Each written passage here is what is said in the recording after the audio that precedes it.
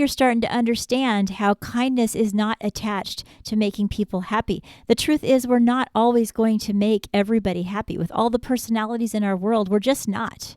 And if we attach our happiness to if we're making others happy, we're going to end up making compromises on our values, on our core values. We're going to end up compromising on our beliefs even in order to make somebody else happy. And we fall into that trap of being a real, actual people pleaser. And it takes a long time to jump out of that trap. So one of the dangers in being too kind is simply completely misjudging what kindness is and living to please other people. If you see your child doing this, like I said, it is never too late to jump in and recognize and tell them, you are a wonderful, kind person, but let's talk about what real kindness is. And let's talk about how you can build up your boldness. You know, I talk about checking your vibe, and I believe in it. It's not just a little acronym that I throw at you. Why don't you check your vibe? Good vibes only. No. We need to check our vibe walking into a place in order that we are our best self. V stands for live by your values. I stands for being inquisitive or curious about life. B stands for being bold, bold in what you believe in. And E stands for enjoy. Let's focus on that boldness for a minute. Kindness can be bold. People are like, oh, they're so bold. Maybe that's blunt, that's rude. No. Kindness is saying, I'm going to be bold enough to say how I feel, but I'm going to say it in the right manner. I'm going to say it in a way that is kind. You can say something like, ew, I don't like your shirt. Well, that is unkind and that's not boldness. But if you come up to them and say, hey, I want to give you a makeover.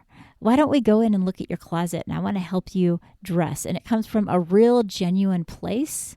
Well, you're showing kindness. So boldness is an important part of not being a people pleaser. And I want to also ask you to be bold with yourself. Is there a place where you are choosing to let other people's values and other people's way of living life affect you in such a way where it beats you down, in such a way that you've compromised and really you don't feel happy anymore? If that's you, I want you to recognize that and find a way to find that boldness within you that says, I'm going to write down the way that I need to live my life that's kind for me, that's appropriate for me, that's going to fulfill my life. I know that I had to come to a place in my life where I said, I'm not willing to live my life under somebody else's judgment of what life is. That's their opinion of how life should be. But I know what rings true to me, and I need to walk forward in that. You're not being unkind by telling somebody, no, that doesn't really ring true to me. I'm going to do it in a little bit different way. No, that's not really the way that I want to live my life. Instead, this is the way I want to live my life. When you stand up for what you believe, without being rude, you don't need to be mean, that is still being kind. That's the first thing I think that we really need to embrace for ourselves and be able to move forward with if we're going to be kind and help our children do the exact same thing. So what is the other thing that I've noticed that people do when they get kindness a little bit mixed up? Kindness doesn't mean that you always agree with the other person. Now, you might say, well, that's just like people pleasing, but it really isn't. Sometimes in order to keep the peace, in order to make things happy, we'll just end up agreeing with somebody. And we're always just being, oh, I can understand that. Yeah, I see where you're coming from. Well, the one reason we do that is because when you agree with someone in a genuine sense, it causes bonding. You have an automatic bond with another person when the two of you see eye to eye on something. It's a really good feeling. When two people are like, wait a minute, I agree with you on that. They're drawn to one another. So you can be drawn to another person because of the things that you guys agree upon, but it doesn't mean that you always agree. As a matter of fact, to any good relationship, there's a push and a pull. Now think about anybody that you've been drawn to. Anyone that you just are like, oh, I want to be around that person more. It might be in a romantic sense. It might be in a friendship sense. When you're drawn to them, It wasn't because they were exactly like you. It was because they were different than you. It was because they brought things to the table that made you think, made you ponder, made you reconsider. There was a difference. Now, you might have seen eye to eye on some key elements or have some parts about your history and past that are the same, and therefore you have a meeting of the minds. But then when you began to talk, that person made you think. You walked away and thought, oh, I see something from a little bit different perspective. And then you might get mixed up into thinking that that person should always think like you in order for you guys to stay bonded, in order for them to be kind to you. They should just agree with you, right? That's not what you say out loud, but it's what your mind begins to tell you. And you begin to fight for people to agree with you rather than appreciating the fact that our differences is exactly what drew us to each other. So this long explanation is to say that kindness is not that you agree with them. In fact, that causes people to get bored.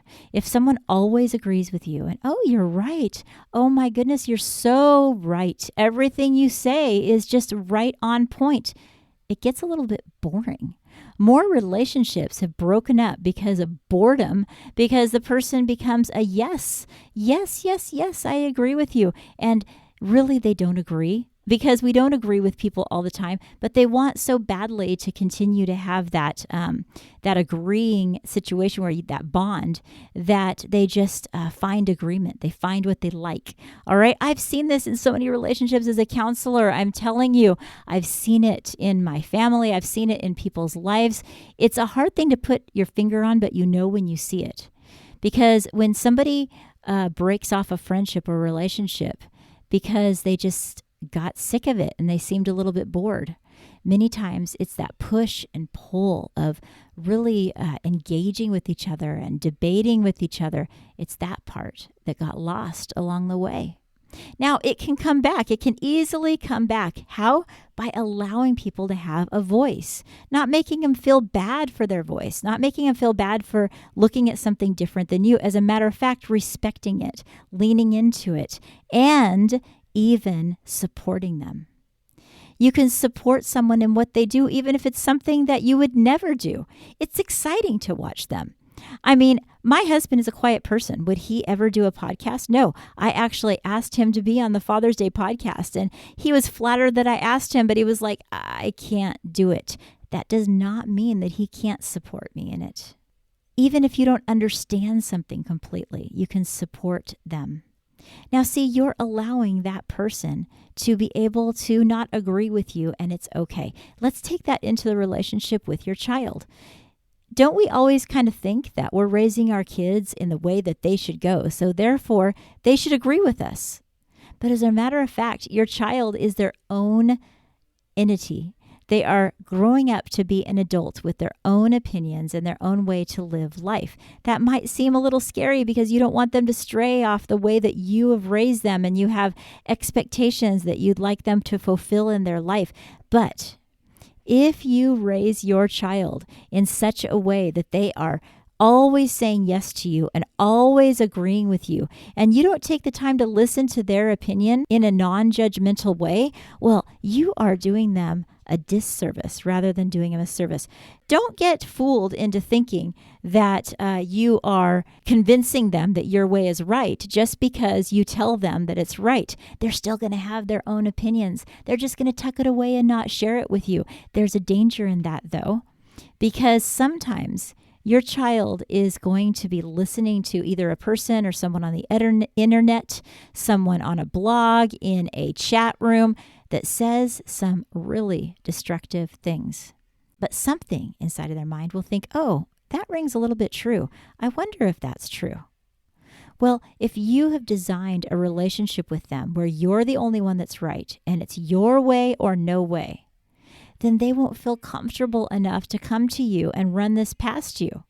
They won't feel comfortable enough to have an open conversation with you and get your opinion on it, because they'll be like, my parent won't understand. They'll hate this, I know, so I'll just stay quiet about it. So you have a wonderful opportunity with your child to let them know that they don't always have to agree with you.